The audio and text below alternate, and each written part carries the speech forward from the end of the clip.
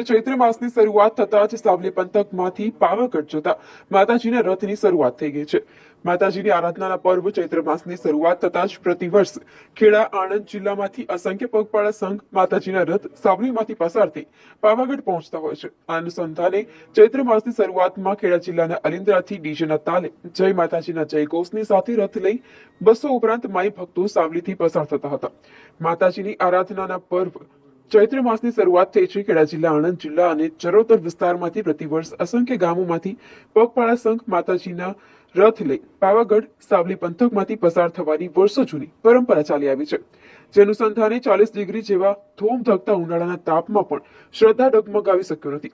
ખેડા જિલ્લા નડિયાદ તાલુકાના સુરાસામડા રોડ પરના અલિન્દ્રા ગામેથી ભારે શ્રદ્ધાપૂર્વક ડીજેના તાલે માતાજીના મનમોહક શણગાર કરેલા રથની સાથે અબાલ વૃદ્ધ મહિલાઓ યુવાનો સહિત 31 વર્ષની પરંપરાની જાળવણી માટે જય માતાજીના જય ઘોષની સાથે સાવલીના સાવલી હાલોલ રોડ પરથી પસાર થયા હતા અને પાવાગઢ પહોંચી મહાકાળી માતાજીના મંદિરે પહોંચી અને પૂજા અર્ચના દર્શન કરી પગપાળા યાત્રાની પૂર્ણાહુતિ કરશે।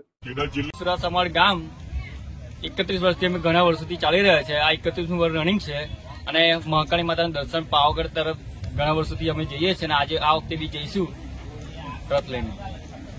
શું નામ આપનું? જેવી ઝાલા। સતત 31 વર્ષથી પગપાળા સંઘ લઈને આવીએ છીએ। 350 થી 400 એમાં યાત્રાળુ રહ્યા છે। આજે બીજો દિવસ છે। કાલે માતાજીને થઈ જઈશું, માતાજીને હવન કરીશું અને પરમ દિવસ દર્શન કરી અને ઘરે પરત ફરીશું। શું નામ આપનું? પ્રિયંક ઝાલા અને જેબી ઝાલા માતાજીના સેવક છે। સતત 31 વર્ષથી માતાજી